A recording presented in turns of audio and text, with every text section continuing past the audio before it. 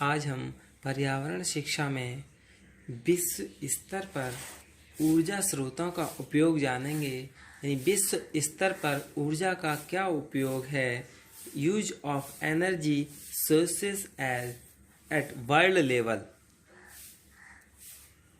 तो विश्व स्तर पर ऊर्जा के जो स्रोत हैं उनका उपयोग क्या है, किस तरह से है।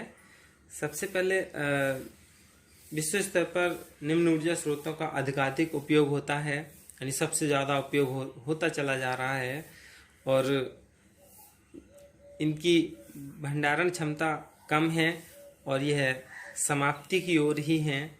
जैसे तेल या पेट्रोलियम उत्पाद, ऑयल और petroleum products, they contribute most in energy sources 35%। यानी जो ऊर्जा स्रोतों में इनका सर्वाधिक योगदान 35% है। जो तेल है, पेट्रोलियम है, इन दोनों का ऊर्जा स्रोत में सबसे ज़्यादा योगदान है। यानी कितना, 35% योगदान है। समस्त पेट्रोलियम के भंडारण को 2/3 भाग विश्व के मध्य पूर्व देशों में तथा शेष अमेरिका और रूस में प्राप्त है। जो पेट्रोलियम का भंडारण है वो 2/3 भाग विश्व के मध्य पूर्व देशों में है और बाकी बचा हुआ भाग अमेरिका और रूस में प्राप्त है। लेकिन इनका व्यय इतनी तीव्रता से हो रहा है, इनकी खपत, इनका खर्च इतनी तीव्र गति से हो रहा है कि अगले 50 वर्षों में इनके समाप्त हो जाने के आसार दिखते हैं। ये तेल और पेट्रोलियम का उत्पाद है, इनका उपयोग इतनी द्रुत गति से हो रहा है, इतना तीव्र गति से हो रहा है कि 50 वर्षों में इनके समाप्त हो जाने के आसार दिखते हैं। इसके बाद दूसरा है कोयला, यानी coal. Coal meets the world's 30% fuel demand. Russia, America and China have 70% of the world's resources. यानी जो कोयला है, यह विश्व का दूसरे नंबर पर आने वाला ईंधन स्रोत के रूप में जाना जा सकता है। यानी पहले पर तेल और पेट्रोलियम था, क्योंकि वो दोनों मिलकर कितना 35% योगदान दे रहे थे कुल ऊर्जा में, और ये कुल ऊर्जा में कितना 30% योगदान देते हैं। यानी विश्व की 30% ईंधन की मांग की पूर्ति कोयला ही करता है। विश्व में 70% भंडारण, जो 70% भंडार है वो रूस, अमेरिका और चीन में है। खर्च की मांग यानी व्यय की मांग औसतन प्रतिवर्ष 4% बढ़ जाती है। यानी इतना खर्चा होता जा रहा है कि प्रतिवर्ष 4% इनकी औसत वृद्धि बढ़ जाती है। ऐसा अनुमान है कि अगले 500 वर्षों में यह समाप्त हो जाएगा, क्योंकि यह पुनः प्राप्ति वाले ऊर्जा स्रोत नहीं हैं। ये एक बार हमें प्राप्त हो गए हैं, दोबारा नहीं होते हैं, क्योंकि हजारों लाखों वर्ष के बाद प्राप्त होते हैं। अगला है प्राकृतिक गैस।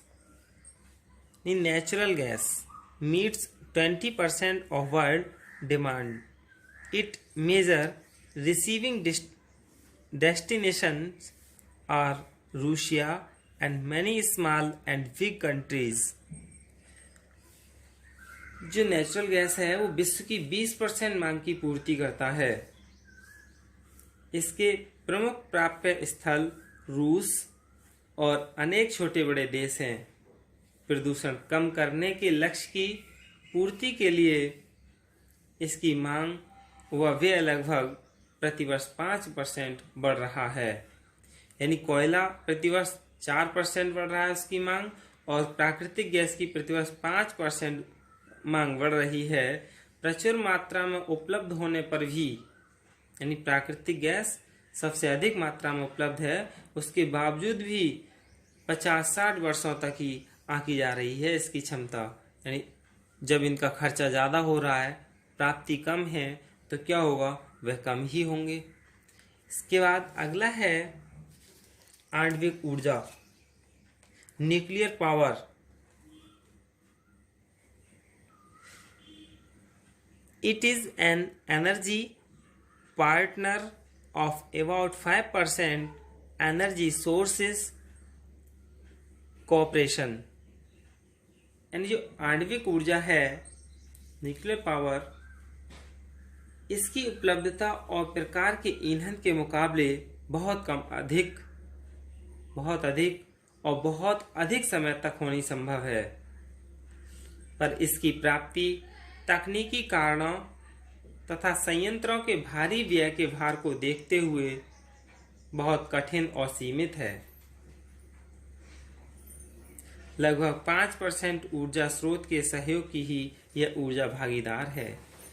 यानी जो कुल ऊर्जा है उसमें 35% तेल और पेट्रोलियम उत्पाद है, 30% कोयला है और प्राकृतिक गैस कितना है 20% है, और आणविक ऊर्जा कितना 5% ही है, और अन्य वैकल्पिक ऊर्जा स्रोत इसके बाद यानी अदर अल्टरनेटिव सोर्सेस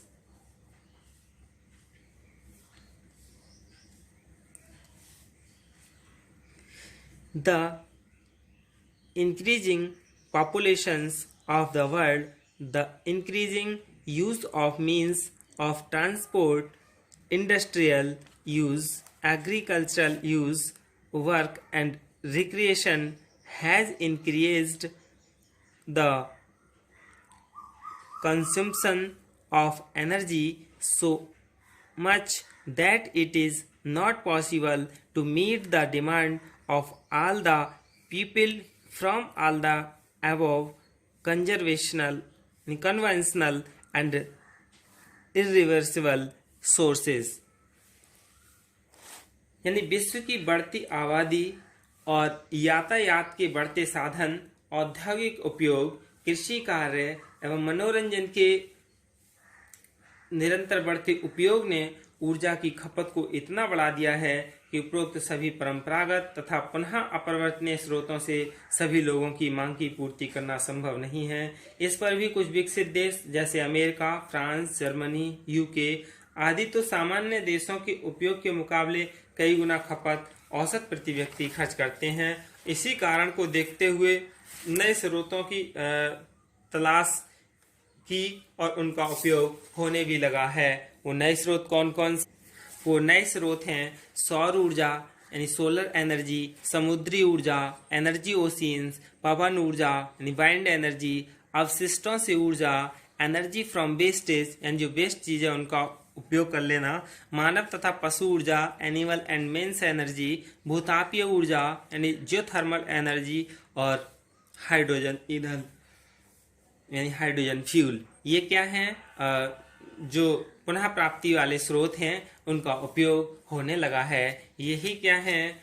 ऊर्जा, विश्व स्तर पर ऊर्जा स्रोतों का उपयोग है। धन्यवाद।